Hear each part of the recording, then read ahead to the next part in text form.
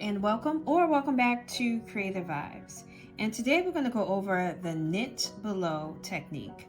So I knitted up this little swatch just so I can demonstrate how to do that. So if you see this abbreviation in your next pattern, you'll know how to execute it. So grab your yarn and your needle, come on back, and we'll learn the knit below technique.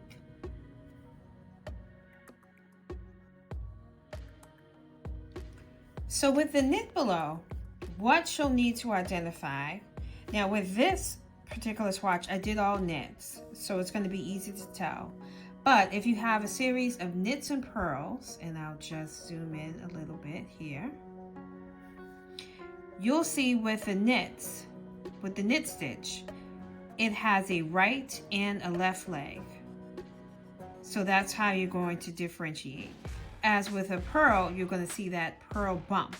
But with knit stitches, you're always going to have a right and a left leg. Now it's going to be opposite because on the camera, but you get the drift of what I'm saying. You're going to see a leg of sorts, the two V's, okay?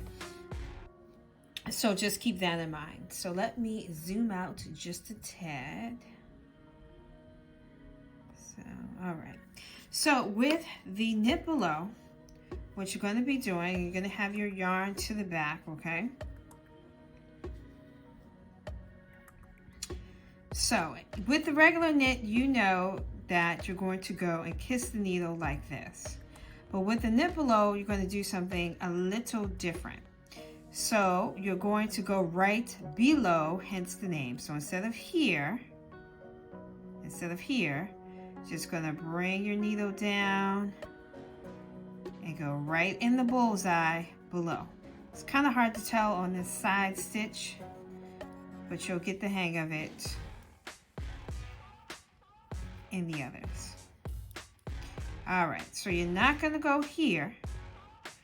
Just gonna trail down, hit the bullseye right here below, in, and knit per usual. Boom. Let's try again. So not here. Travel down, hit the bullseye, right in there, and knit. Let's do one more. Where you're supposed to go, trail down, hit the bullseye and in, and knit. Just good measure. One more here, right in the bullseye here. Boom. And that's how you do the knit below technique. Fairly simple, but you will see it in a lot of different patterns, so it's good to familiarize yourself with how to do that technique. Practice it, like, share, and subscribe, and I will see you on the next tutorial.